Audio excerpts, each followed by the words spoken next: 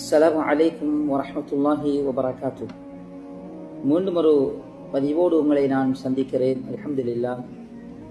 அல்ஹம்துலில்லாஹ் அல்லதி அன்அம அலைனா நிஅமஹு லாஹிரத்தன் வ பாத்தினா. அம்மா பஅத். இமாம் இப்னு கய்யிம் அல் ஜௌஸிய்யா ரஹிமஹுல்லாஹ் அவர்கள் சொல்லக்கூடிய மூன்றாவது சிந்தனை துளியை நாங்கள் பார்க்கிற பொழுது, அஸ்ஸப்ரு ஹப்ஸுன் நஃப்ஸ் அனில் ஜஸா வல்லிசானு அனிஷ் ஷக்வா வல்ஜவாரிஹ் அனில் மஅசியா ஃபக்கத் ஹக்கக ஹாதிஹி ثلاثة ஃபக்கத் ரகிப ஹிஸ்ன ஸப்ரில் மனி. அதாவது, பொறுமை என்பது ஒரு மனிதன் கவலை, அதிர்ச்சி, விரக்தி போன்ற நிலையில் தனது மனதை கட்டுப்படுத்திக் கொள்வதும், தனது நாவை குறை கூறுதல், பிழையாக பேசுதல் போன்ற விடயத்திலிருந்து பாதுகாத்துக் கொள்வதும், தமது உடல் உறுப்புகளை பாவத்தில் ஈடுபடாமல் பாதுகாத்துக் கொள்வதும் ஆகும். எனவே யாரொருவர் இந்த மூன்று அம்சங்களையும் சரியான முறையில் தன்னில் அமைத்துக் கொள்கிறாரோ, இவர் பலமாக கட்டப்பட்ட பொறுமை எனும் கோட்டைக்குள் நுழைந்து விட்டார் என்பதாக இந்த வாசகத்தினுடைய பொருளை நாங்கள் நேரடியாக பார்க்க முடியும். இதனுடைய விளக்கத்தை நாங்கள் பார்க்கிற நேரம், நாங்கள் இது ஆழமாக ஒரு அமைதியாக இதனை நாங்கள் செல்மடுக்கணும்.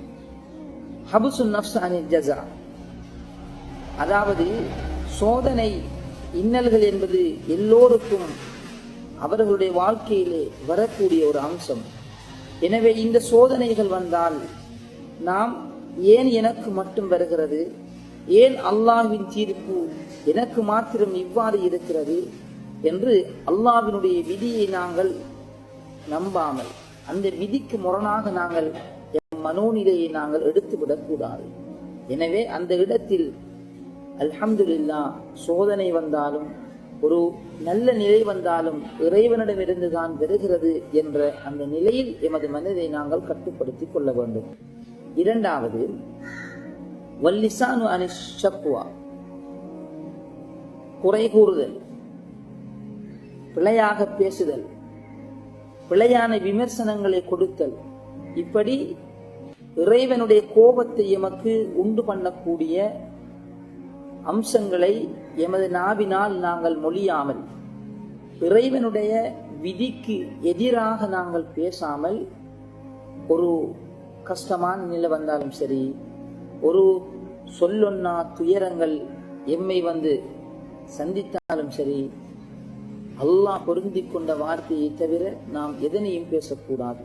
அதனாலதான் அப்படியான சந்தர்ப்பங்கள்ல கத்தர் அல்லாஹு மா ஷாஅ ஃபஅல், இறைவன் நாடியது நடந்து விட்டது அல்ஹம்துலில்லாஹ் என்ற அந்த நிலையை கொண்டு வர வேண்டும். மூன்றாவது, வல் ஜவாரிஹ் அனில் மஅசியா, உடல் உறுப்புகளை பாவச் செயல்களிலிருந்து பாதுகாத்துக் கொள்வதென்றால், எங்களுக்கு தெரியும், எங்களுக்கு கடுமையான ஒரு நெருக்கடி வரும். என்னடா செய்யற என்று சொல்ல தெரியாத ஒரு நிலை வரும். எதுவும் சாப்பிட்றதுக்கு இல்ல, கவலைகள் வந்தால் யாரும் ஆறுதல் சொல்றதுக்கு இல்ல, துன்பங்கள் வந்தால் அதிலிருந்து எப்படியா தப்பிச்சு கொள்ள முடியாத ஒரு நிலை. இப்படியான நிலைகள்ல நாங்கள் ஹராமான வழியில் சென்றுவிடக்கூடாது. அதே போன்று தொழுகைகளை விட்டுவிட்டு தனிமையிலே நாங்கள் இருக்கக்கூடாது. இறைவனுடைய அந்த கலாக்கதிருக்கு எதிரான செயல்பாடுகளில் நாம் ஈடுபட்டு விடக்கூடாது என்பதுதான் இந்த வல் ஜவாரிஹ் அனில் மஅசியா என்பதனுடைய பொருள் என்பதை புரிந்து கொள்ள வேண்டும். எனவேதான் இந்த மூன்று அம்சங்களையும் சரியான முறையில் ஒருவர் செய்தால் அவர் பொறுமை என்ற உன்னதமான ஹிசாப், அளவில்லாத கூலியை அல்லாஹு தஆலா கொடுக்கிறான் என்று வாக்களித்த அந்த பொறுமை என்ற பண்பில் முழுமையாக நுழைந்து விட்டார் என்பதுதான் இந்த வாசகத்தினுடைய பொருள்.